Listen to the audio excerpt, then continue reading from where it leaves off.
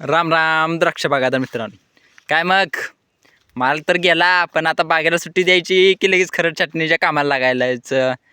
थांबा थांबा, गडबड करू नका.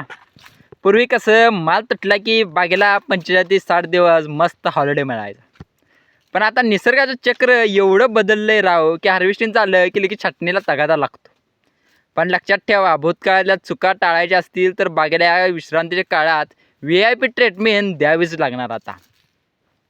मग करायचं काय? एकदम सोपं. खरं छाटणीच्या आधी 8 ते 10 दिवस आधी किंवा विश्रांतीच्या काळात ड्रीप चालू करा.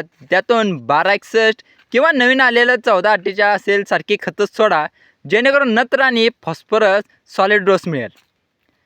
सर्वात महत्त्वाची गोष्ट, यामध्ये सीवीड द्यायला विसरू नका बरं का.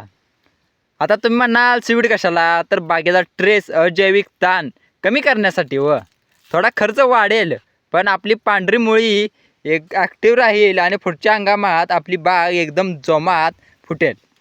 तर मंडळी, अशाच एकदम कडक माहितीसाठी खरड छाटणीची आपली खास प्लेलिस्ट लवकर येत्या. तुमचं याबद्दल काय मत आहे? तुम्ही बागेला आराम कसा देता? कमेंटमध्ये नक्की सांगा. आणि हा व्हिडिओ आपल्या सर्व द्राक्ष बागायतदार ग्रुपवर 100% शेअर करा. राम राम.